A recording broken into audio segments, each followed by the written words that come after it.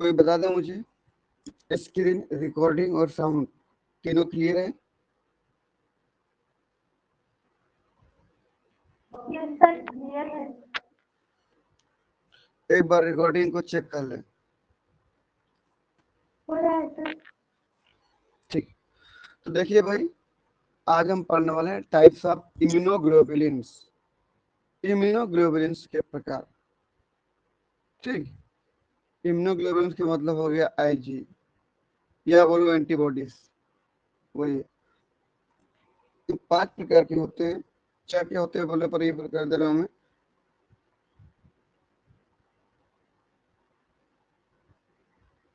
पहला आईजी जी, फिर आईजीएम, फिर आईजी ए, पढ़ चुके ना। अगला बता दें आईजीई, अगला आईजीडी।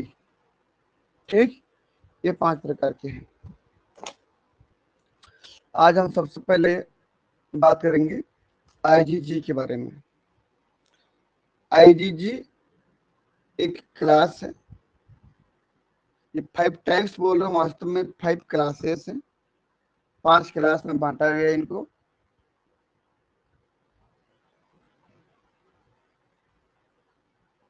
फाइव क्लासेस बोलो या 5 टाइप्स बोलो, एक ही है। ठीक, तो अगर हम आईजीजी की बात करें, इम्यूनोग्लोबुलिन जी की बात करें, यहाँ पर कर रहा हूं मैं आईजीजी। ये नामकरण क्यों रखा गया, जी क्यों बोला गया? जी फार उसका जो हेवी चेन है ना, वो गामा चेन का बना होता है ना, इसीलिए उसको आईजीजी बोला गया। इनके 4 सब क्लासेस हैं। इसके अंदर भी इसको और छोटे छोटे वर्ग में बांटा गया है, उनको सब क्लासेस कहते हैं। 4 सब क्लासेस हैं। IgG1, IgG2, IgG3, IgG4। अगर हम बात करें फंक्शन की, तो IgG1 लगभग लगभग सभी फंक्शन में भाग लेता है, इसलिए मैं उसको कुछ लिखूंगा नहीं यहाँ पर, लगभग ऐसे लिख देता हूँ मैं।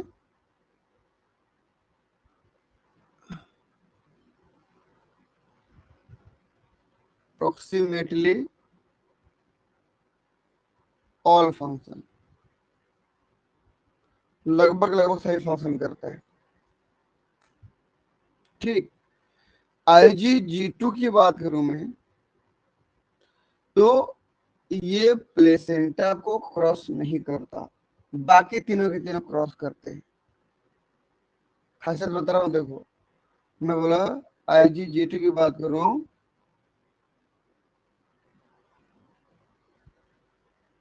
प्लेसेंटा को क्रॉस नहीं करता है बोल रहा हूँ, मतलब बाकी सब क्या करते हैं, प्लेसेंटा को क्रॉस करते हैं।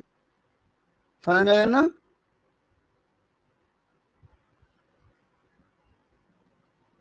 सुन पा रहे कि नहीं?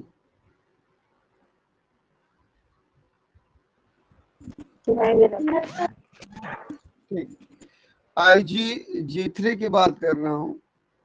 खासकर इसका जो फंक्शन होता है, antibody dependent cell mediated cytotoxicity में होता है। मतलब किसमें इन्वॉल्व होता है बोलने पर, antibody dependent cell mediated cytotoxicity, ADCC में भाग लेता है। IgG4 की बात करूं, तो ये कॉम्प्लीमेंट सिस्टम को एक्टिव करने में इन्वॉल्व नहीं होता, बाकी सब होते हैं।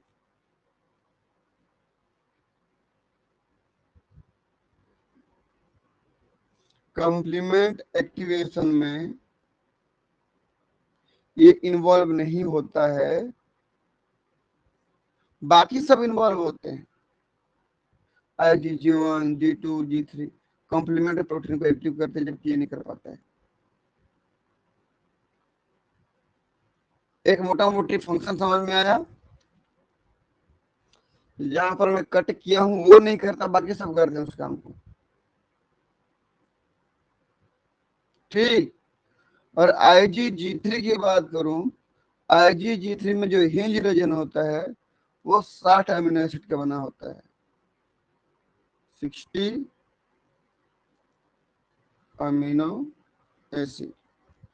बाकी जो होते हैं IgG1, G2 और G4, इनका जो हिंज रीजन होता है वो केवल 10 अमीनो एसिड का बना होता है।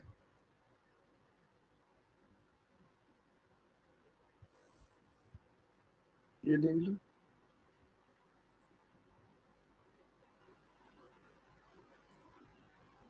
ये भी 10 अमीनो एसिड का, ये भी 10 अमीनो एसिड का। हिंज रीजन बोलने पर क्या हो गया, देखो ध्यान से,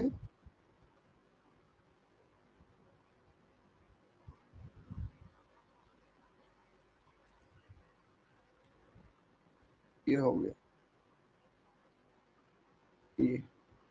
ये फ्लेक्सिबल रीजन ना, गर्दन वाला, ये देख पा रहे हो डायग्राम में, कई बार पढ़ चुके इसको हम। ये हिंज रीजन, ये वाला। चलिए जरा कमेंट पढ़ लेते हैं, देखो। It is divided into 4 subclasses: IgG1, G2, G3 and G4. IgG3 contains 60 amino acid long hinge region, and G1, G2 and G4 contain 10 amino acid long hinge region. अभी बताया हूँ, ये फ्लेक्सिबिलिटी के लिए रिस्पॉन्सिबल होता है। एंटीबॉडी अपने उस जगह से मुड़ पाए चारों तरफ। अगला है, it is monomeric in structure. देखो ये अकेले है, मोनोमेरिक है, मोनोमेरिक है, ये मोनोमेरिक फॉर्म है। मोनोमेरिक है लेकिन दो बाइंडिंग साइट, एक यहाँ पे एक यहाँ पे, तो बाइवेलेंट होता है ये। बाइवेलेंट मतलब दो इंडियन बाइंडिंग साइट है, बाई मतलब दो, वैलेंसी मतलब बाइंडिंग साइट। अगला, एक्सेप्ट IgG2 और अदर सब classes can crosses the placenta. IgG2 को छोड़ दो तो बाकी सब प्लेसेंटा को क्रॉस कर सकते हैं। IgG3 play an important role in ADCC, antibody dependent cell mediated cytotoxicity। में कौन ज्यादा रोल प्ले करता है बोलने पर IgG3। देखो IgG, मैं लगभग सबकी बात कर रहा हूँ, प्रमोट्स फेगोसाइटोसिस। फेगोसाइटोसिस मतलब किसी भी पैथोजन को इनगल्फ कर लेना, अंदर ले लेना। जैसे मैक्रोफेज सेल्स वगैरह करते हैं ना, मोनोसाइट सेल वगैरह अंदर ले लेते हैं, किसी को खाते हैं। तो मे बी एक्सेप्ट किसको छोड़ के, IgG2 को छोड़ के लगभग लगभग सभी इन्वॉल्व होते हैं। कभी कभी IgG2 भी इन्वॉल्व हो जाता है, लेकिन बहुत कम चांसेस है ना। IgG2 को छोड़ करके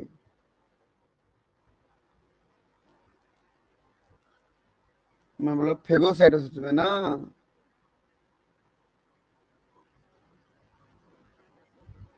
IgG2 को छोड़ करके लगभग लगभग सभी इन्वॉल्व हो जाते हैं, किसमें, फेगोसाइटोसिस में। Activate complement system except IgG4 and may be except IgG2। देखो IgG4 तो कंप्लीमेंट सिस्टम में भाग नहीं लेता है, ठीक।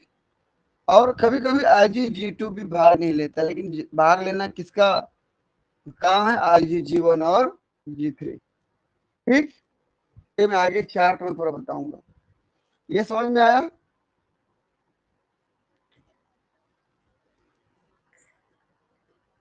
Yes sir. ठीक, अब बताइए, हमारे पास जो IgG था,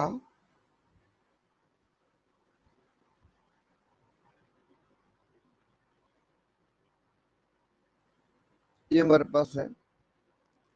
इसको यदि मैं अलग अलग पेज पे रन करा रहा हूं तो मुझे बताएं आप लोग कितना कितना बैंड मिलेगा,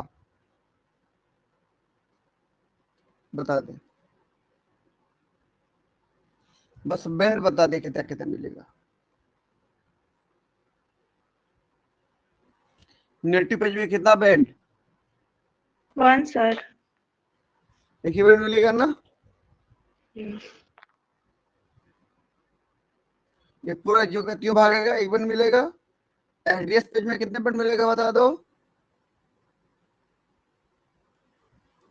1 मिलेगा। 1 मिलेगा, बहुत बढ़िया।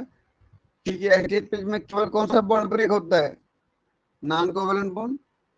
रिड्यूसिंग पेज में कितना बैंड मिलेगा?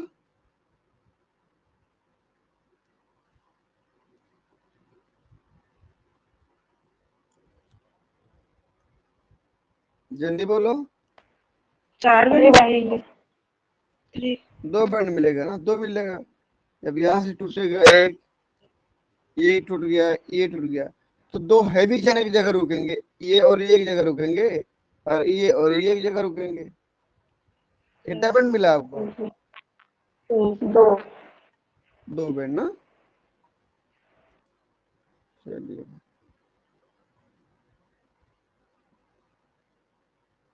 में 2 band.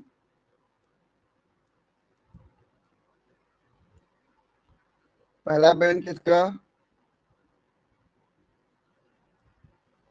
1 band of heavy chain and 1 band of light chain. light chain। Clear है पहला? Yes sir. चलिए, अगला हमारे पास है IgM। अगला हमारे पास क्या है? IgM। देखते हैं। यहाँ डायग्राम में देखो, ये ब्लड वेसल्स है।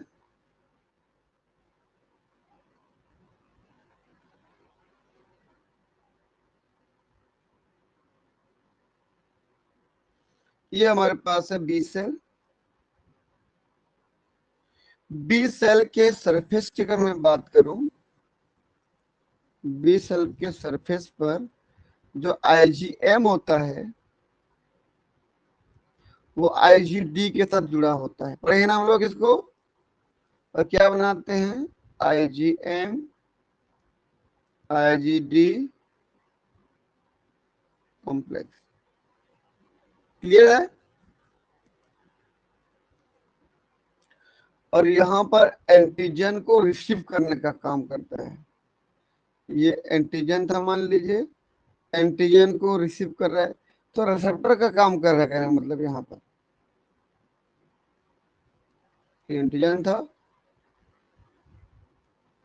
ये, तो एंटीजन को रिसीव करके किसकी तरह काम कर रहा है? पर IgM रिसेप्टर का काम कर रहा है। और फिर बी सेल डिवाइड होते हैं भागों में, प्लाज्मा सेल और मेमोरी सेल में। जबकि ब्लड में यदि स्वतंत्र रूप से घूम रहे, फ्री फॉर्म में है, फ्री फॉर्म में है, तो ये पेंटामेरिक फॉर्म में होता है। जबकि यहाँ पर IgM स्वयं की बात करो तो अकेले को देखो तो मोनोमेरिक फॉर्म में है। समझ में आया ना? IgM किस फॉर्म में है? यहाँ पर IgM की बात कर रहा हूं मैं, एक ही तो IgM है, मोनोमर। अलग बात है उसके साथ IgD जुड़ा है, तो IgM और IgD का हेटेरोडाइमर बन रहा है यहाँ पर। लेकिन मैं अगर केवल IgM बोलो, कितना IgM है? तो एक ही IgM है। तो IgM खुद मोनोमर है अपने आप में, जब बी सेल के ऊपर में होता है। लेकिन जब फ्री फॉर्म में होता है ना, वो पेंटामर होता है। देख लो,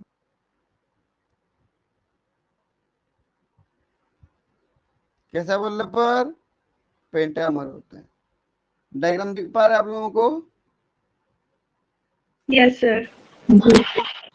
लेकिन जब ये एंटीजन देखो, इसके कितने एंटीजन बाइंडिंग साइट बता दो मुझे। ये मोनोमर है, ये पेंटामर है। पेंटामर में कितना एंटीजन बाइंडिंग साइट है? 10। 1 2 3 4 5 6 7 8 9 10। 10 एंटीजन बाइंडिंग साइट है। तो उसको मैं क्या बोलूंगा? पॉलीवेलेंट बोलूंगा ना। Yes sir. तो कैसा है बोलने पर? Polyvalent. मैं इसको डेकावैलेंट बोल सकता हूँ कि नहीं? डेका मतलब 10 होता है ना, Yes. मतलब 10 एंटीजन बाइंडिंग साइट है। और ये पांचों के पांचों एंटीबॉडी आपस में जे चेन द्वारा जुड़े हैं। देखो ये जे चेन है, ज्वाइनिंग चेन, ज्वाइन करके रखा है पांचों एंटीबॉडी को। और पांचों के पांचों एंटीबॉडी में से जो 10 एंटीजन बाइंडिंग साइट है, ये मैक्सिमम 5 एंटीजन को ही बाइंड कर पाता है, कोई 5, देख लो।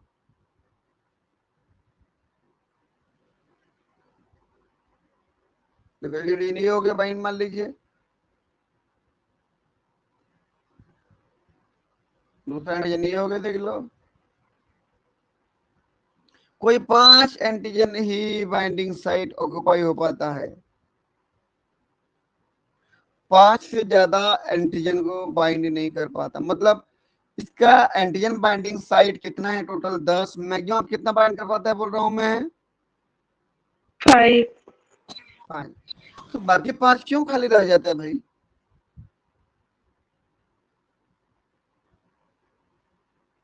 देख लो, 5 एंटीजन दिख रहा है, मैं पांचों एंटीजन को अलग अलग कलर कर दे रहा हूं।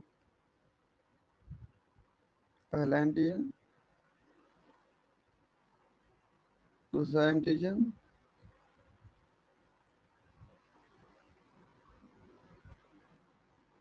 तीसरा एंटीजन,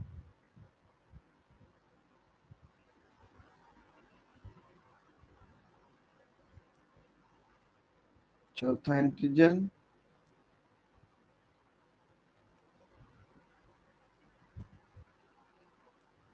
और पांचवा एंटीजन। 5 एंटीजन अलग अलग दिख रहे हैं हमको। पेंटामर आईजीएम की बात 10 एंटीजन को बाइंड करना चाहिए, केवल 5 ही बाइंड कर पाता है, बाकी जो 5 होता है वो खाली रह जाता है। कोई से भी 5 बाइंड कर सकता है ना, ऐसा नहीं कि कंटिन्यू 5 होगा, कोई से भी 5। तो बाकी 5 क्यों खाली रहता है? क्योंकि वहां पर स्टीयरिंग हिंड्रेंस होता है। स्टीयरिंग हिंड्रेंस का मतलब होता है खिंचाव। जब इधर बाइंड हो जाता है ना, तो एंटीबॉडी इस प्रकार से इसमें खिंचाव पड़ता है कि बाकी सब और बाइंड करने के लिए सक्षम नहीं हो पाते। समझ में आया ना? आपके कंधे में मैं ढेर सारा वजन डाल दूं एक कंधे में, तब उस कंधे तरफ खींचा जाओगे ना, तो अगले कंधे में बाइंड करने के लायक नहीं बचोगे आप। समझ रहे हो कि नहीं? आपके एक कंधे तरफ ज्यादा वजन डाल दूं तो आप उस कंधे तरफ झुक जाओगे, इसका मतलब ये हो कि अगले कंधे में और बाइंड करने की ताकत आपके पास नहीं है। उसको बोलते हैं स्टीयरिक हिंड्रेंस, खिंचाव पड़ता है। समझ में आया कुछ? ठीक, देखते हैं कमेंट। तो यहां पर आईजीएम बी सेल के ऊपर में रिसेप्टर की तरह काम कर रहा है भाई। किसकी तरह काम कर रहा है? रिसेप्टर की तरह।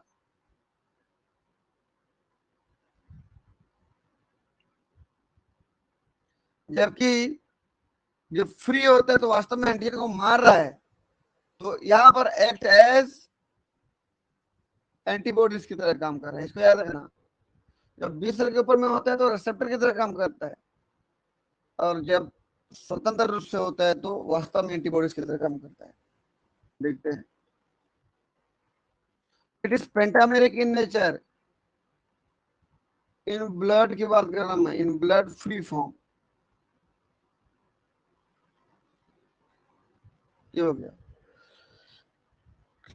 It is the most effective complement system activator. IgG से की तुलना में भी ये बेहतर कॉम्प्लीमेंट को एक्टिव कर सकता है। कॉम्प्लीमेंट प्रोटीन होती है, आगे पढ़ेंगे उसके बारे में हम लोग। कॉम्प्लीमेंट प्रोटीन को एक्टिव करने वाला सबसे बेहतर एंटीबॉडी है आईजीएम। देखो इसकी खासियत क्या है कि हमारे बॉडी में जो सबसे पहले एंटीबॉडी बनता है किसी बच्चे में, नए बच्चे में, वो यही होता है। It is the first antibody to be produced by the newborn baby. किसी नए बच्चे में बनने वाला सबसे पहला एंटीबॉडी कौन सा है? आईजीएम। याद हो जाएगा? Yes, sir. और सबसे पहले जब आपके बॉडी में कोई एंटीजन घुसता है ना, यही 20 साल का आईजीएम रिसीव करता है ना उसको।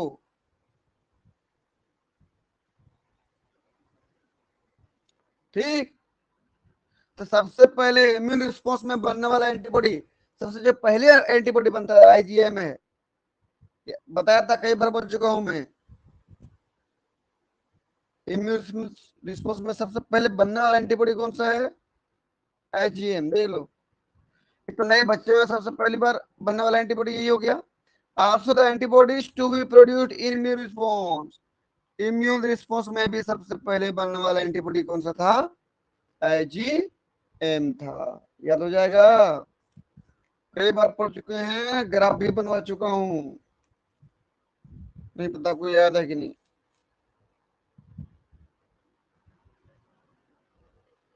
ठीक, प्राइमरी इम्यून रिस्पॉन्स में सबसे पहले भाग लेता है ना।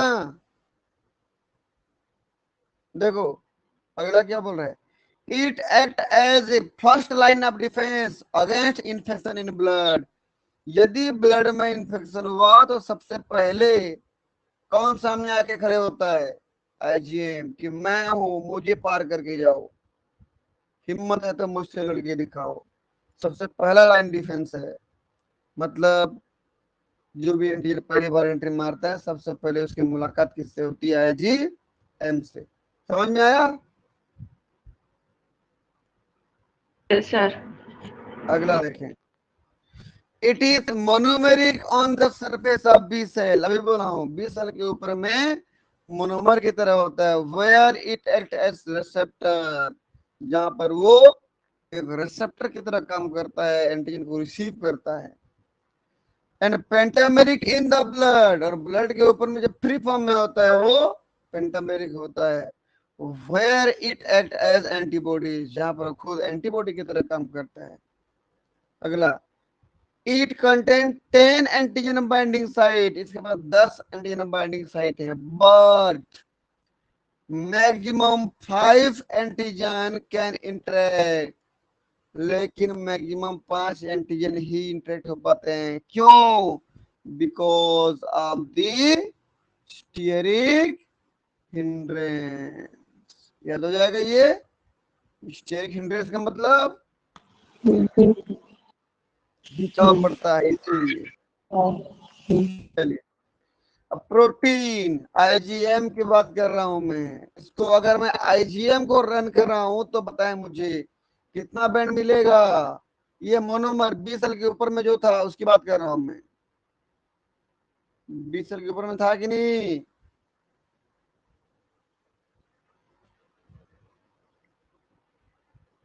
बोलो जल्दी, नेटिव पेज में कितना बैंड? जियो का त्यों भागेगा ना, 1, sir. 1 बैंड। एलडीएस पेज में कितना बैंड? जियो का त्यों भागेगा ना, 1. 1 बैंड। रिड्यूसिंग पेज में कितना बैंड? 2. भाई बिल्कुल, इनके बीच में जो डाइसल्फाइड बॉन्ड था हैवी चेन और लाइट चेन के बीच में, यहाँ पर था, यहाँ पर था, यहाँ पर था, ये टूटेगा।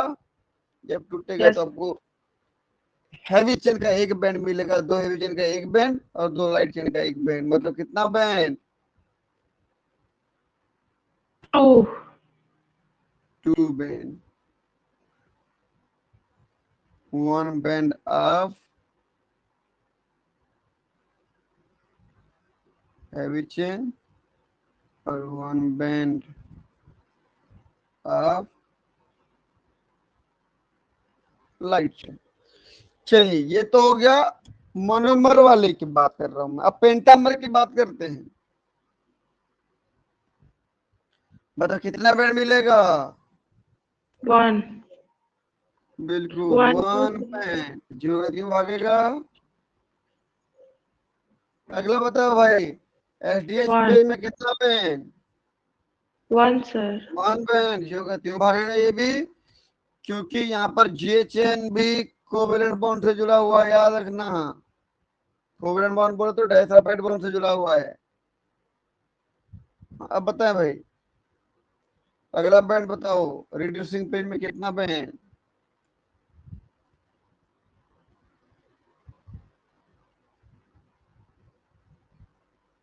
बोलो जल्दी। 2 sir.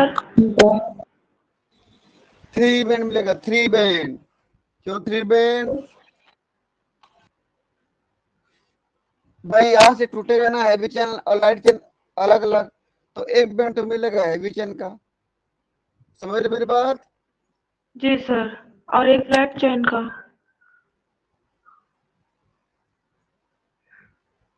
एक बैंड मिलेगा लाइट चेन का।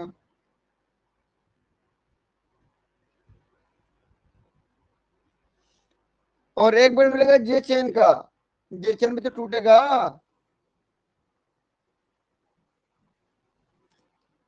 भाई यहाँ से ऐसे टूटा जे चेन, इतना इतना इतना इतना इतना, ये एक जगह रुकेगा ना, ये एक टुकड़ा, 2 टुकड़ा, 3 टुकड़ा, 4 टुकड़ा, 5 टुकड़ा, पांचों के पांचों जे चेन की जगह मिलेगा ना। समझे कि सर नहीं? कितना किलो डाल्टन? हाँ जी। कितना किलो डाल्टन का बना रहता है? वो छोड़ो, मैं कैसे किलो डाल्टन नहीं बात कर रहा हूँ ना, अभी सबका अलग अलग है। Yes sir. हैवी चेन का अलग वजन होगा, लाइट चेन का अलग होगा, जे चेन का अलग होगा।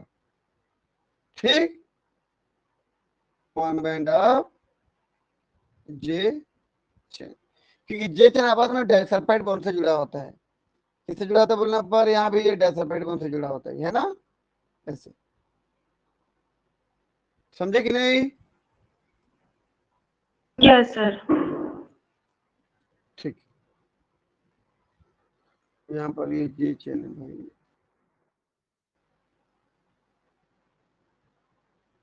ये J chain.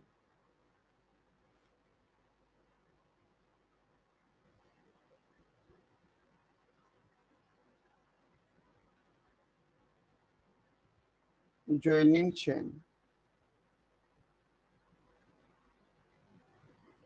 joined by disulphide bond दे दिया हूं यहाँ पर। ठीक। अब बता दें मुझे, ये क्लियर हुआ? Yes sir. चलिए अगला बात कर रहे हैं हम लोग आईजी ए की। आईजी ए को 2 क्लासेस में बांटा गया है। ठीक, जिस तरह से आईजीजी को 4 सब क्लासेस में बांटा गया था, ऐसे आईजी ए को 2 सब क्लासेस में बांटा गया है, A1 एंड A2। ध्यान से देखें, ये मोनोमेरिक भी हो सकता है, डाइमेरिक भी हो सकता है, ट्राइमेरिक भी हो सकता है, टेट्रामेरिक भी हो सकता है। कहने का मतलब ये सिंगल भी हो सकता है। अगर वो डबल है तो आपस में जे चेन से जुड़ेगा ये। ठीक। हो सकता है ट्राइमेरिक हो, ट्राइमेरिक है तो फिर एक एंटीबॉडी और हो जाएगा, ऐसे देखो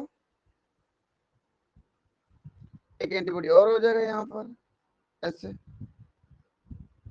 बात को समझे? ये अब ये ऐसे जे चेन से जुड़ेगा आपस में। हो सकता है ये टेट्रामेरिक हो तो एक एंटीबॉडी और हो जाएगा यहाँ पर। कुछ पल्ले पड़ा कि नहीं?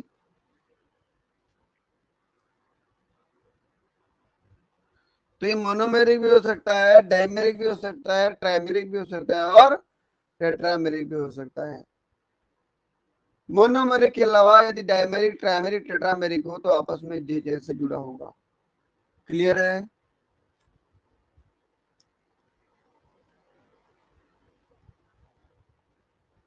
सुन पा रहे हैं कि नहीं?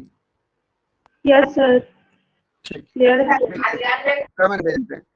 It is primarily monomeric in nature, but polymeric form also seen. Monomeric तो होता ही होता है, इसके पॉलीमेरिक फॉर्म भी देखा गया। क्या क्या? Dimeric, trimeric and tetrameric.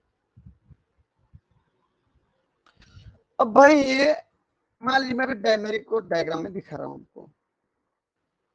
ये क्या क्या हो सकता है बोल रहा हूं मैं?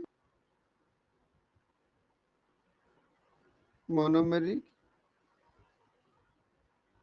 Dimeric, trimeric, tetrameric.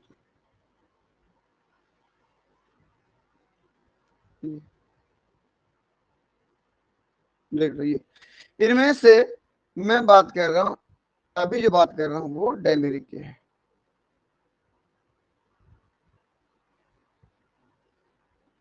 याद रखना, क्योंकि ये जो IgA एंटीबॉडी है, चाहे किसी फॉर्म में, किसी भी मोनोमर, डायमर, ट्राइमर, टेट्रामर, किसी फॉर्म में हो, ये बॉडी के सिक्रेशन द्वारा सिक्रेट किया जाता है। हमारी बॉडी में जो सिक्रेट हो रही चीजें उससे निकलता है। तो दो प्रकार की सिक्रेशन हो सकती है भाई, या तो बॉडी के बाहर सिक्रेट हो रहा तो एक्सटर्नल सिक्रेशन, बॉडी के अंदर ही सिक्रेट हो रहा उसको क्या बोलूंगा मैं, इंटरनल सिक्रेशन। कुछ समझ में आया? सिक्रेशन कितने प्रकार की होंगी?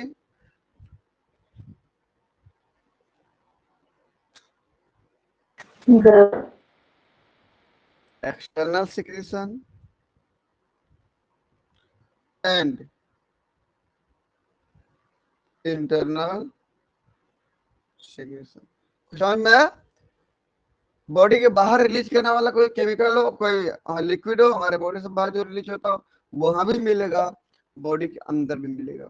मुझे बता दें बॉडी के बाहर क्या क्या चीजें रिलीज होती हैं, ध्यान से देखें। सबसे पहले मैं बात कर रहा हूँ आंख से, आंसू आता है। आंख के बाद हमारा नाक है कि नहीं बताओ, नीचे देखो नाक है, आंख के बाद नाक है, नाक से म्यूकस निकलता है, वहां से भी निकलता है।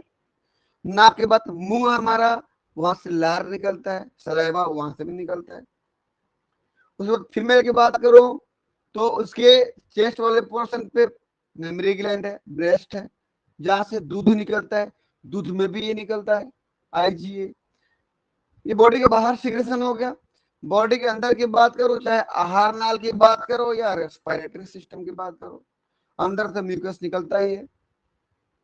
हमारी एलिमेंट्री कैनाल में और हमारी रेस्पिरेटरी सिस्टम के अंदर म्यूकस की एक परत पाई जाती है, भैया देखना है ना। तो उस म्यूकस में भी IgA निकलता है। तो IgA कितना प्रकार की सिक्रेशन से निकल रहे हैं? दो प्रकार के सिक्रेशन। कौन कौन सा IgA निकल रहे हैं? मोनोमेरिक, डाइमेरिक, ट्राइमेरिक, टेट्रामेरिक, ये सब निकल रहे हैं। लेकिन मैं अभी बात किसके कर रहा हूं? डाइमेरिक के। देखते रहे ना,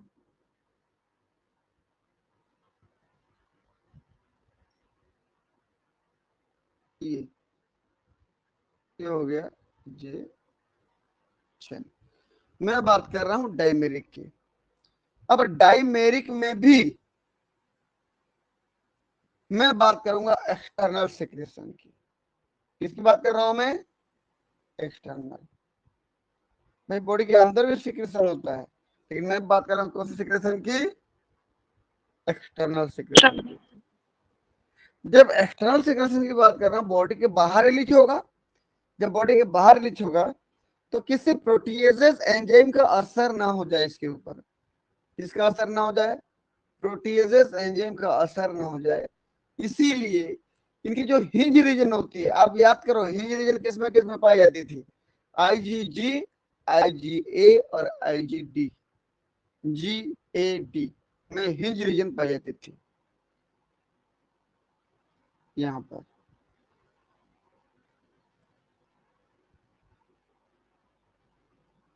देख पा रहे हो ना हिंज रीजन? देखो तो,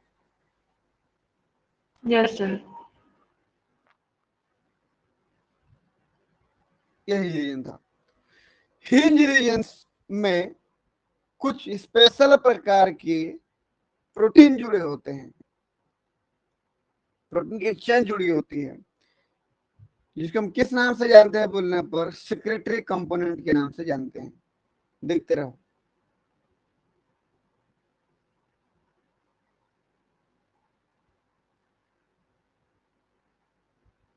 ये ध्यान से देख रहा हूं।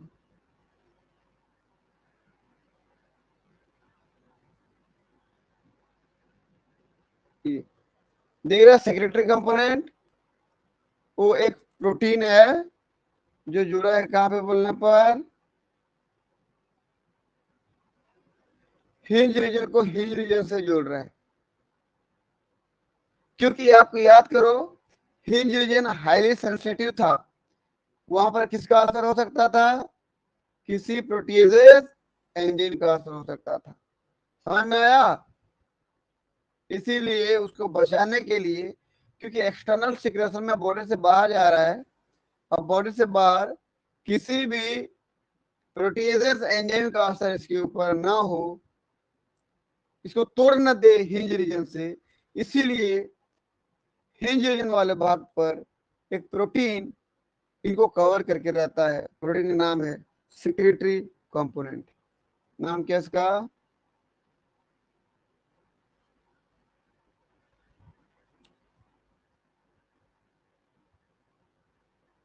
और ये सेक्रेटरी कंपोनेंट कहाँ जुड़ा है बोलने पर हिंज रीजन पे जुड़ा हुआ है। हिंज रीजन पे जुड़ा है तो किस प्रकार के बॉन्ड से जुड़ा है? क्या वो कोवेलेंट बॉन्ड है या नॉन कोवेलेंट बॉन्ड है? तो उसको वो होता है नॉन कोवेलेंट बॉन्ड।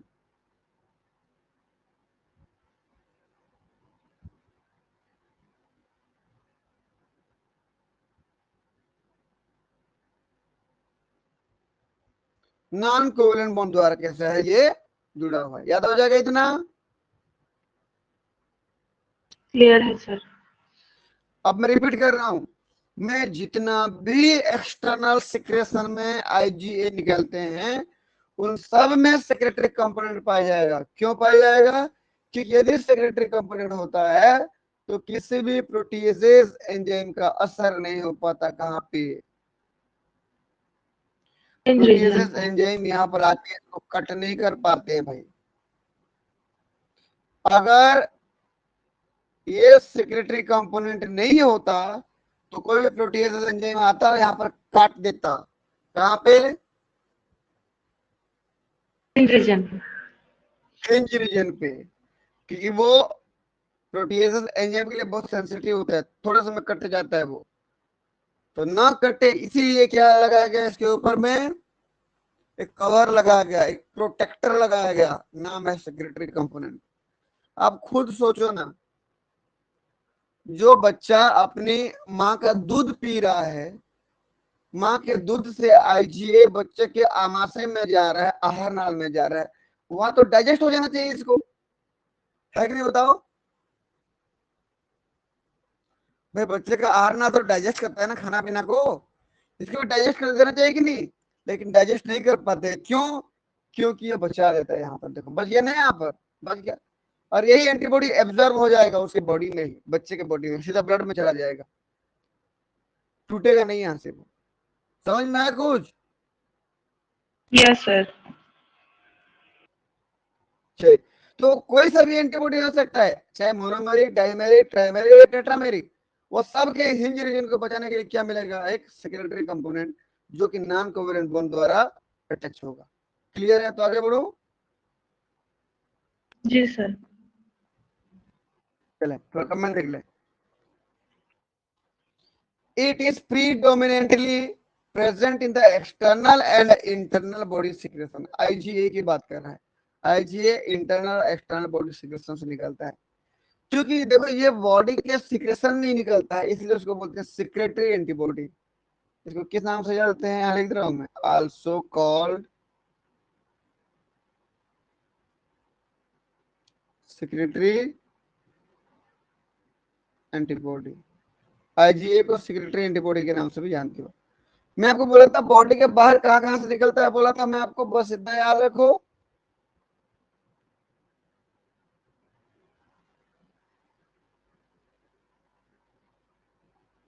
ये आंख है, ये नाक है, ये मुंह है। आंख से क्या निकलेगा? आंसू। नाक से क्या निकलेगा? म्यूकस। मुंह से क्या निकलेगा? सलाइवा। और यहाँ पर मेमोरी ग्लैंड है, मेमोरी ग्लैंड से क्या निकलेगा बोलने पर? मिल्क। समझ में आया? देख लो, तो बॉडी के एक्सटर्नल सिक्रेशन में क्या हो गया? आंख से आंसू निकलेगा, टीयर्स, नाक से म्यूकस निकलेगा, और मुंह से सलाइवा निकलेगा, और मदर के द्वारा मिल्क भी निकाला जाएगा। ठीक। Yes sir. इंटरनल सिक्रेशन कहाँ कहाँ बोला मैं आपको? बॉडी के अंदर आहार नाल में और श्वसन तंत्र में, है ना? Internal secretion include gastrointestinal and respiratory mucus.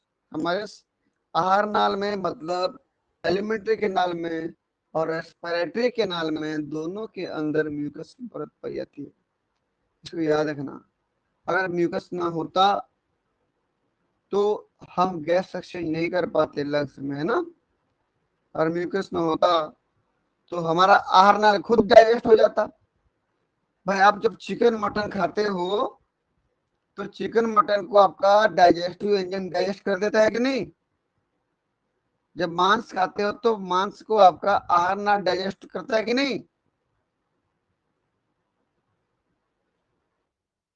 देखो आपका आहार नाल दिख रहा है, आपने मांस का टुकड़ा यहाँ पर ले आया, इसको डाइजेस्ट करता है कि नहीं आपका आहार नाल, करता है ना। हाँ कि ना भाई, शुरू तो पहले बोलो। हाँ सर करता है। करता है भाई। अपना मांस का टुकड़ा खाया, उसको डाइजेस्ट कर दिया, आपका खुद स्टमक मांस का बना है, वो क्यों डाइजेस्ट नहीं हुआ। वो तो मांस का ही बना हुआ है ना, क्योंकि अंदर में म्यूकस की एक परत पाई जाएगी ना, ये परत पाई जाएगी ऐसे। तो जो एंजाइम निकलेगा यहाँ पर म्यूकस को पार करके इसको डाइजेस्ट नहीं कर पाएगा, म्यूकस की परत है। तो कहने का मतलब आहार नाल के अंदर म्यूकस की परत होती है और श्वसन तंत्र के अंदर भी म्यूकस की परत पाई जाती है। ठीक, ये हो गया। अगला देखो, इन एक्सटर्नल सिक्रेटेड फॉर्म, जो बाहर निकलता है उसकी बात कर रहे हैं। बाहर बोले तो ये वाला,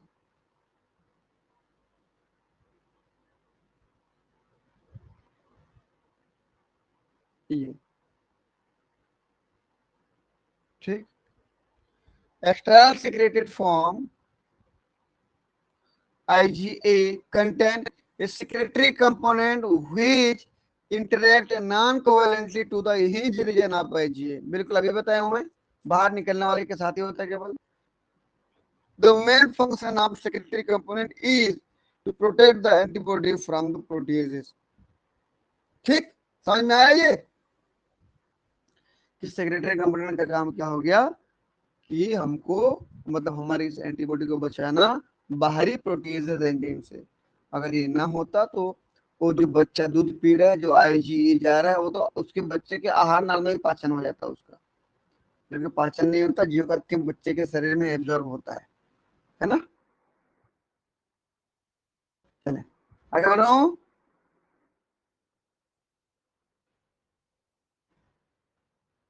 आया ना, यस सर। चलो देखो, देखो अब मैं बोल रहा हूँ ये स्टमक है। स्टमक में मान लीजिए मैं इतने की बात कर रहा हूँ, थोड़ा जूम कर दे रहा एकदम, देखो इतना, मतलब ये अंदर की लेयर है म्यूकोसर एपिथेलियल लेयर पाई जाती है अंदर की तरफ। म्यूकस की एपिथेलियल, म्यूकस बनाने वाले एपिथेलियल की लेयर पाई जाती है जो म्यूकस बनाता है ये। तो मैं इस डायग्राम को थोड़ा दिखाने का प्रयास करूँ तो ये देखो,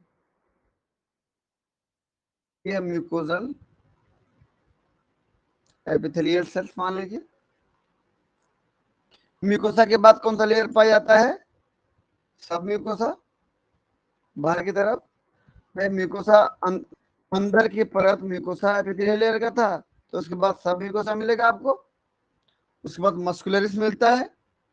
ठीक, हम सब पढ़ रहे डाइजेस्टिव सिस्टम में देख लेना, 4-5 लेयर का बना होता है। ठीक, तो सब म्यूकोसा लेयर में क्या पाई जाती है, देखो ध्यान से। प्लाज्मा सेल था, प्लाज्मा सेल कहां से बना था बोलने पर, बी सेल से। क्या बना था, प्लाज्मा सेल बना था और मेमोरी सेल बना था।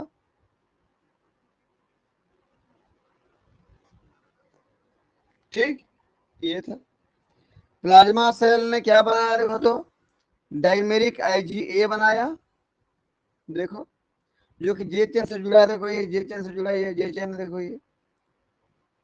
अब क्या होता है, जिसमें आहार नाल की बात कर रहा हूं, तो अब क्या होता है, म्यूकोसल एपिथेलियल लेयर में पॉली इम्यूनोग्लोबुलिन रिसेप्टर पाई जाती है, उसको रिसीव कर देता, देखो ये रिसीव कर दिया यहाँ पर। ये रिसीव करने के बाद क्या होता है, ध्यान से देखें, ये अंदर की ओर इनवेजिनेशन प्रोसेस द्वारा अंदर के फोल्ड कर खींच लिया जाता है अंदर। जब अंदर खींच लेता है तो देखो अंदर आ गया ये रिसेप्टर था, देखो रिसेप्टर था, और ये डायमेरिक IgA था जिस से जुड़ा हुआ था। अब कुछ समय बाद देखते हैं तो वहां पर एंजाइमेटिक क्लीवेज होता है, एंजाइम के द्वारा काटा जाता है। किसको काट दिया गया, देखिए इतने को काट दिया गया, इतने को, इसलिए इतना हिस्सा रह गया, बाकी सबको जो करती है छोड़ दिया गया। छोड़ने के बाद उसको बॉडी से बाहर, मतलब इस सेल से बाहर निकाल दिया जाता है। सेल से बाहर कहाँ निकालेगा, मतलब ल्यूमेन में। ल्यूमेन मतलब आर का अंदर का होल होता है ये ल्यूमेन, देखो ये। तो इधर से लाया हमने, इधर छोड़ दिया। अब आहार के अंदर जो म्यूकस की परत होगी, म्यूकस में आ गया कि नहीं ये एंटीबॉडी, आ गया कि नहीं बताओ जल्दी, म्यूकस में आ गया ना। Yes sir. ये देखो यहाँ पर आ गया ये। अब देखो इसमें IgA डायमेरिक फॉर्म में था, अभी बीच में जे चैन था, और ये रिसेप्टर था। अब क्या क्या कर रहा है, क्या काम कर रहा है ये, सेक्रेटरी IgA। अगर देखो भाई, ये तभी होगा ऐसे जब एक्सटर्नल सिक्रेशन होगा। क्या होगा, तो एक्सटर्नल सिक्रेशन होगा, इंटरनल सिक्रेशन में नहीं मिलेगा। मान लीजिए बॉडी के बाहर निकालना था इसको, म्यूकस के द्वारा, सलाइवा के लार के द्वारा मारे निकालना है। आपके माउथ के एपिथेलियल सेल को ले लो आप, माउथ में सलाइवा होता है कि नहीं, लार के द्वारा निकाल रहे थे इसको, तो यहाँ पर ये मिलेगा। तो सेक्रेटरी कंपोनेंट का मिलना कहाँ पे तय है, कहाँ पे होगा सेक्रेटरी कंपोनेंट,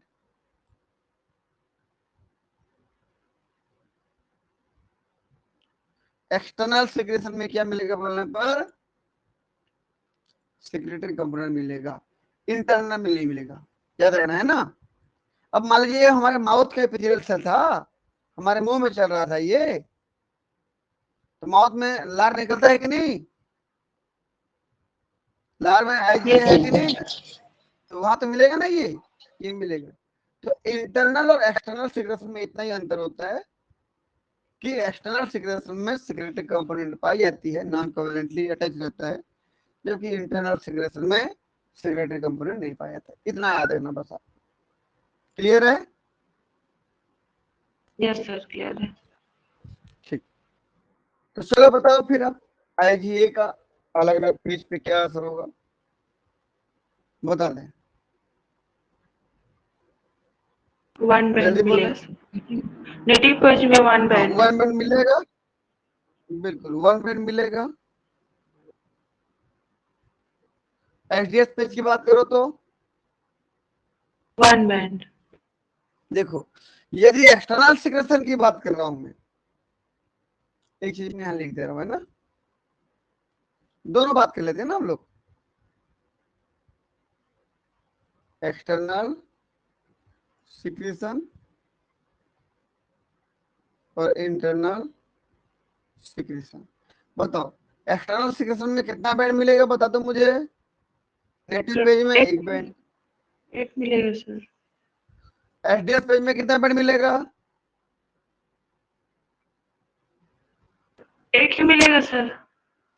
दो बैंड मिलेगा ना, क्योंकि यहाँ पर क्या मिलेगा, फिर एक सेकेंडरी कंपोनेंट मिलेगा कि नहीं,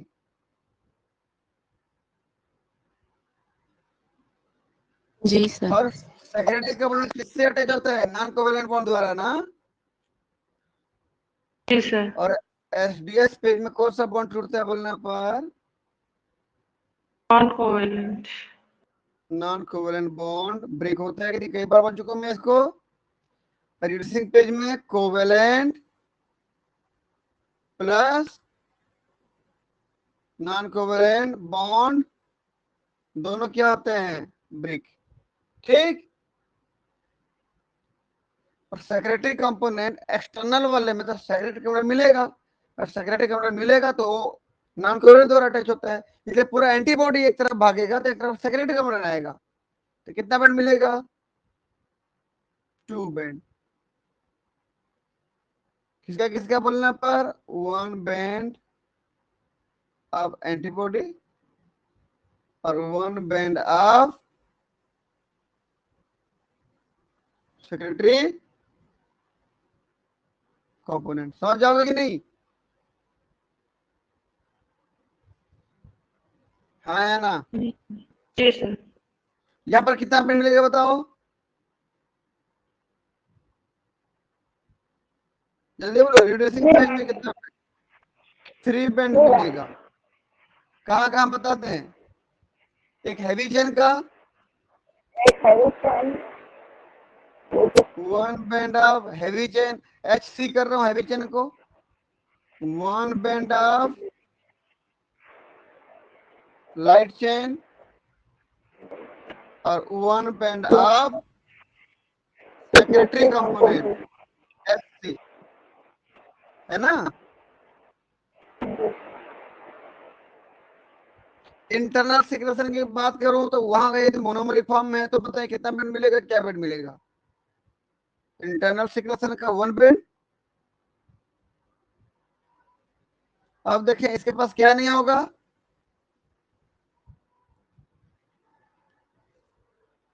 सेक्रेटरी कंपोनेंट नहीं होगा ना, बॉडी के अंदर हो रहा है ना। Yes sir. एचडीएस पेज में कितना बेंड? 1 बेंड। 1 बेंड। और रिड्यूसिंग पेज में कितना बेंड? 2 बेंड। 2 बेंड। बहुत बढ़िया, 2 बेंड। किसका किसका? 1 बेंड ऑफ हैवी चेन और 1 band of light chain. Clear है? Yes sir.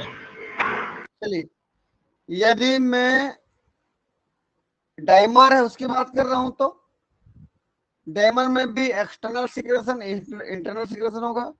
एक्सटर्नल सिक्रेशन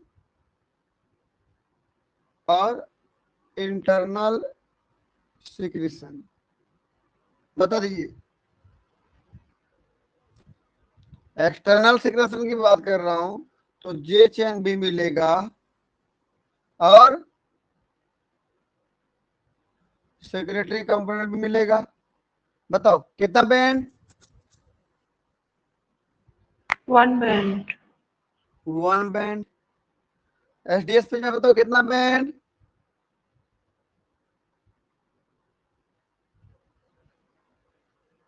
जल्दी बोलो। 2 बैंड ना। एक किसका बताओ तो 1 बैंड आप एंटीबॉडी, पूरे एंटीबॉडी का। और 1 बैंड किसका? जेचेन का। तो चलो जेचेन बोल रहा हूँ, सेक्रेटरी कंपोनेंट का। सेक्रेटरी कंपोनेंट का ना, जेचेन नहीं। सेक्रेटरी कंपोनेंट का। यहाँ पर कितना बैंड बता दीजिए? कितना बैंड? नहीं सुनाई दे रहा, अच्छे से बोलो।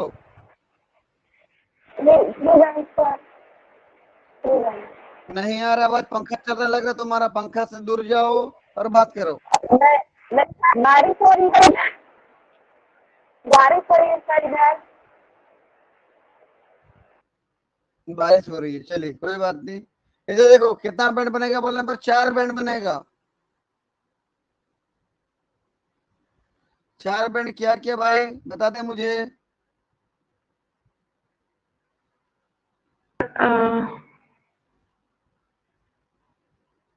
वन एक बैंड बैंड ऑफ है, हैवी चेन, एक बैंड लाइट चेन का और एक जे चेन का और एक 1 secretary band component. Of light chain, 1 band of J chain, 1 band of बताओ सेक्रेटरी कंपोनेंट। याद हो जाएगा? Yes sir. चलिए इंटरनल सिग्नेचर की बात करें, कितना बैंड बनेगा? 1 बैंड। अब इसमें क्या नहीं मिलेगा बताइए? सेक्रेटरी कंपोनेंट नहीं मिलेगा ना। Yes sir. इंटरनल सिग्नेचर में सेक्रेटरी कंपोनेंट नहीं मिलेगा, तो देख लो ये एक बैंड बनेगा, यहाँ पर एक बैंड मिलेगा। एक बैंड बनेगा, यहाँ पर बस जे चैन का नहीं बनेगा, सॉरी सेकेंडरी कंपोनेंट का नहीं बनेगा, बाकी सब बनेगा। 3 बैंड बनेगा कि नहीं? Yes sir. किसका किसका बताइए? एक हैवी चेन, एक लाइट चेन और एक जे चेन का। बिल्कुल, 1 हैवी चेन, 1 लाइट चेन और 1 जे चेन। यहाँ पर क्या नहीं मिलेगा? सेक्रेटरी कपड़ा नहीं मिलेगा इंटरनल में, तो 3 बैंड बनेगा। मैं ख्याल से जो शॉर्टकट लिख रहा हूँ समझ में आ रहा है ना? Yes sir. ठीक। यदि मैं बात करूं अभी आपको ट्राइमर की, बताइए कितना बैंड मिलेगा बताओ तो? यहाँ भी क्या रहेगा? अगर एक्सटर्नल सिक्रेशन की बात कर रहा हूं तो क्या रहेगा यहाँ पे?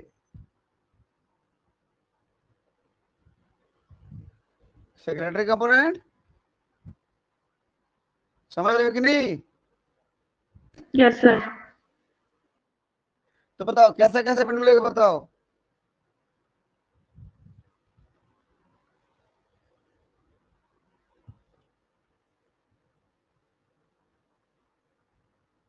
कितना बैंड मिलेगा बताओ?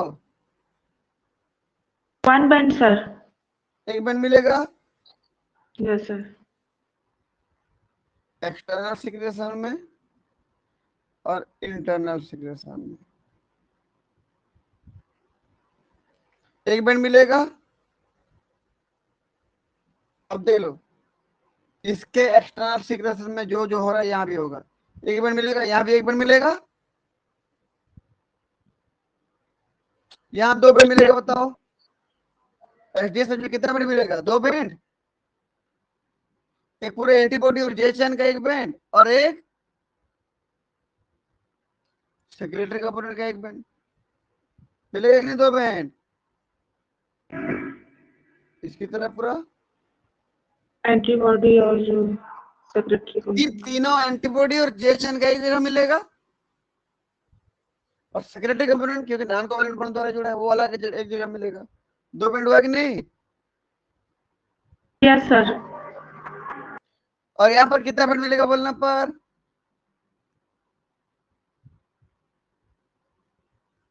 4 बैंड। एक हैवी चेन का, एक लाइट चेन का, एक जे चेन का, एक सेक्रेटरी कंपोनेंट का। समझे? Yes sir.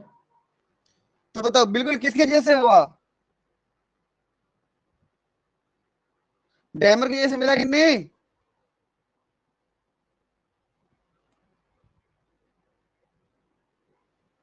हाँ या ना? डैमर में तो ये भी मिला था साहब।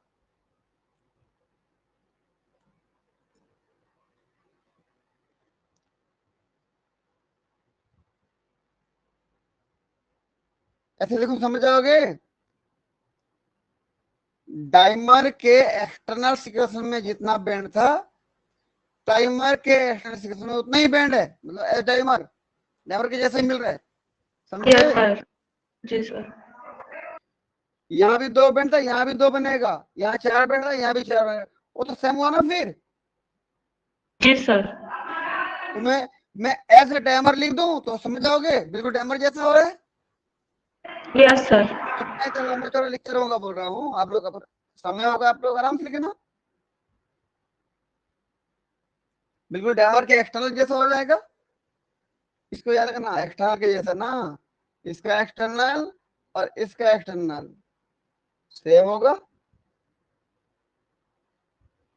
अब बात कर रहा हूं मैं इंटरनल की, बिल्कुल इसके जैसा होगा। इंटरनल सिक्वेशन में देख लो, बताओ यहां भी एक बन रहा था, यहां भी एक बनेगा, क्योंकि अब सेक्रेटरी कंपोनेंट नहीं होगा ना, तो यहां भी एक बैंड बन रहा था, यहां भी एक बनेगा। यहाँ 3 बैंड बन रहे थे, हैवी चेन, लाइट चेन और जे चेन का, यहाँ भी 3 बैंड बनेगा, हैवी चेन, लाइट चेन, जे चेन का। क्लियर है?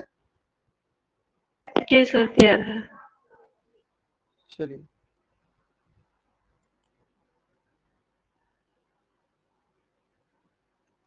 लेकिन याद रखना कंपेयर किसको किसको करने हैं, एक्सटर्नल का एक्सटर्नल से और इंटरनल का इंटरनल से, इसको याद रखना। ये हो गया। सेम ऐसे यहां भी हो जाएगा टेट्रामर में, एक्सटर्नल सिक्रेशन की बात करो और फिर इंटरनल सिक्रेशन की बात करो। चलिए भाई, टेट्रामर तो आपस में किसके द्वारा जुड़े होगा, जीएचएन के द्वारा, ये। और इन सब में क्या पाया जाएगा, सेक्रेटरी कंपोनेंट। बिल्कुल सेक्रेटरी कंपोनेंट। कैसे अटैच होगा बोलने पर, नॉन कोवलेंट बॉन्ड द्वारा अटैच होगा। अब बताइए, बिल्कुल डायमर के जैसा होगा कि नहीं, होगा सर। सेम टू सेम होगा ना।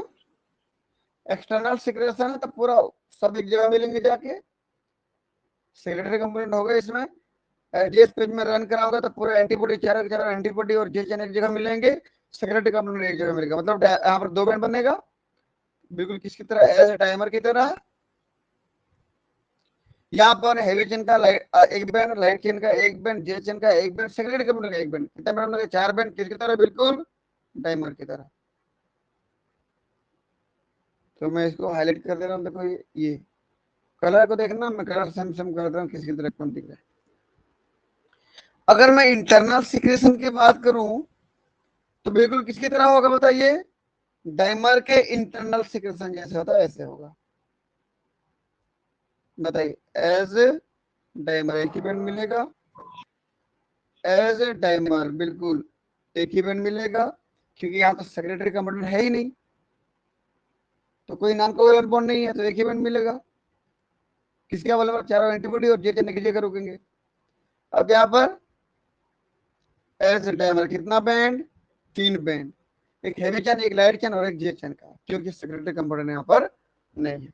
क्लियर है इतना, जी सर क्लियर है। चलो ठीक।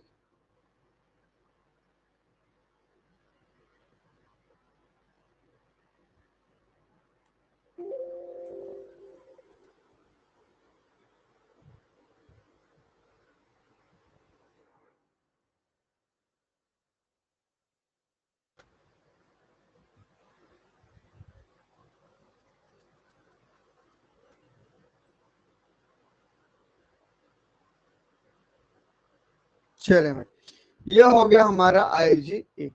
तो आईजीए मोनोमर भी हो सकता है, डाइमर, ट्राइमर, टेट्रामर। ठीक, अगला देखते हैं। सेक्रेटरी कंपोनेंट किसमें मिलेगा बोलने पर, केवल एक्सटर्नल पार्ट में मिलेगा, क्या, सेक्रेटरी कंपोनेंट, इसको याद रखना, एक्सटर्नल सिक्रेशन। अगला है आईजीई, याद रखना, मैं पहले बोला हूँ आईजीई कहाँ काम आता है बोलने पर, हमेशा एलर्जी पैदा करता है ना, जहाँ पर एलर्जी जैसी रिस्पॉन्स आती है वहां पर आईजीई इंपॉर्टेंट प्ले करता है। और इसके लिए 3 इंपॉर्टेंट प्रकार की सेल हैं, क्या क्या बता दें कोई, यूसिनोफिल, बेसोफिल और मास्ट सेल्स को याद रखना।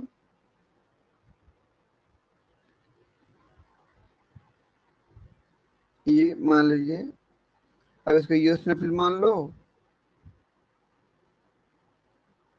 या इसको बेसोफिल मान लो, या इसको मास्ट सेल मान लो आप।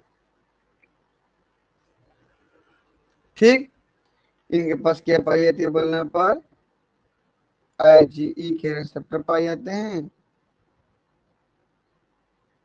और इनके ऊपर आईजीई पाई जाती है।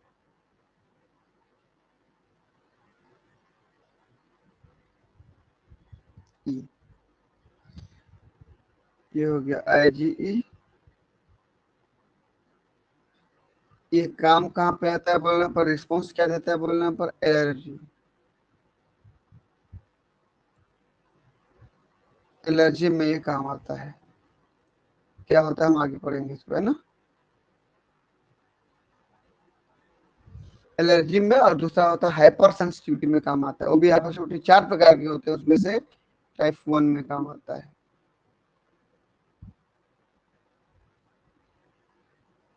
And hyper sensitivity 1। Hyper sensitivity 4 प्रकार के होते हैं, उसमें से पहला प्रकार में ये काम आता है। ये काम हो गया किसका, IgE का। अगर मैं स्ट्रक्चर की बात करूँ, स्ट्रक्चर देखो इसका कैसे दिख रहा है, बराबर मोनोमेरिक इस प्रकार से होता है, बिल्कुल IgG की तरह होता है। हो सकता है मॉलिक्यूलर वेट उसका कम ज्यादा हो सकता है, बाकी स्ट्रक्चर सेम जैसे होता है। ठीक है ना, बस यही रीजन नहीं पाए जाते यहाँ पर, बाकी नॉर्मली मोनोमेरिक होता है। ऐसे मोनोमर है तो बाइवेलेंट होगा। ये हो गया। So it is monomeric in structure. Receptor are present on the eosinophil, basophil and mast cell. ये receptor हो गया, देख लो। ठीक, ये हो गया। It provide a response against allergy and participate in hypersensitivity 1। ठीक है। Yes, sir. अब नेगेटिव फेज में कितना बैंड, 1, 1। एचडीएस फेज में कितना बैंड, 1, 1। रिड्यूसिंग फेज में कितना 2, बैंड, 2. 2 बैंड। 2 बैंड में से 1 बैंड किसका होगा, Heavy chain and अब light chain. heavy chain, और 1 band of light chain. Clear है। Yes, sir. ठीक, हम शायद देखना या यूएसओफिल बेसोफिल की बात करो या मास्ट सेल की बात करो, उसके अंदर ढेर सारे ग्रेन्यूल्स पाए जाते हैं, इसमें एंजाइम्स भरे होते हैं जो जाके एलर्जी जैसे रिस्पॉन्स देते हैं ना। ये हम इसको बाद में बात करेंगे इसके बारे में। चलिए अगला हमारे पास है IgD। देखो जी, IgD के बारे में मैं बोल चुका हूँ पहले भी। ये बी सेल के ऊपर में किसके साथ पाई जाती है हमेशा,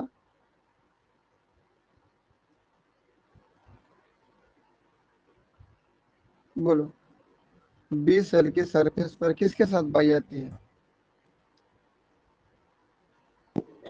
IgM के साथ।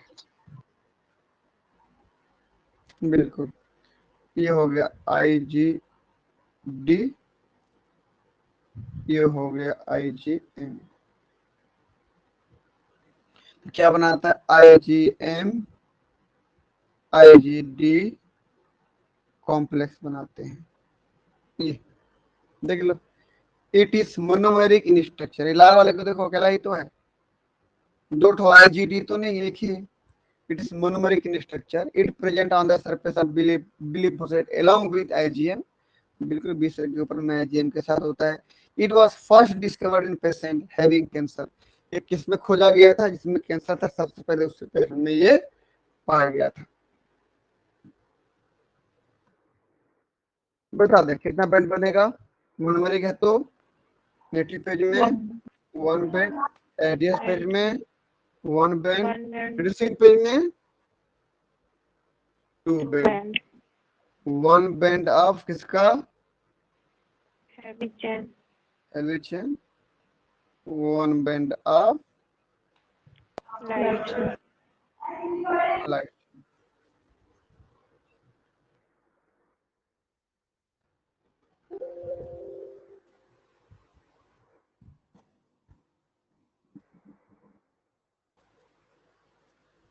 चलिए, ये हो गया एंटीबॉडी के बारे में कुछ जानकारी। और भी है कुछ, है जिनको कंपेयर करना है हमको आगे जाके, लेकिन फिलहाल आज तक के क्लास के लिए इतना काफी है। ठीक है, अब हम नेक्स्ट क्लास में देखेंगे कि इनमें और क्या डिटेल्स हैं और क्या क्या फंक्शन होती है। कंपेयर करेंगे, अब एक साथ एक ही टेबल में कंपेयर करेंगे, है ना, कौन क्या काम करता है, कैसे काम करता है। ये पांचों को एक बार पढ़ना, पांचों को पढ़ोगे तो वो टेबल बहुत आसान हो जाएगा आपके लिए। ठीक, इन पांचों प्रकार को आज जो मैं बताया हूँ उसको पढ़ना, तो अगर आज हम टेबल की बात करेंगे ना, वो टेबल बहुत इजीली बन जाएगा आपसे। ठीक है, तो मिलते हैं फिर नेक्स्ट क्लास में। तब तक के सभी बच्चों का बहुत बहुत धन्यवाद। आपका दिन शुभ हो और आप सभी को जन्माष्टमी की ढेर सारी शुभकामनाएं। भगवान आपको आपको थैंक यू दे, सर, आपको आपको भी सर, थैंक यू सर। आप जो मनोकामना रखे हो, आपके मनोकामना पूर्ण हो, आपको उस काम को पूरा करने के लिए भगवान आपका पूरा पूरा साथ दे।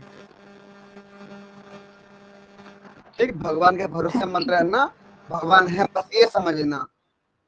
भगवान आपका काम नहीं करेंगे, आप काम तो आपको ही करना पड़ेगा, बस भगवान आपका साथ दे। ठीक है, मिलते हैं फिर कल, तब तक के लिए आपका दिन शुभ।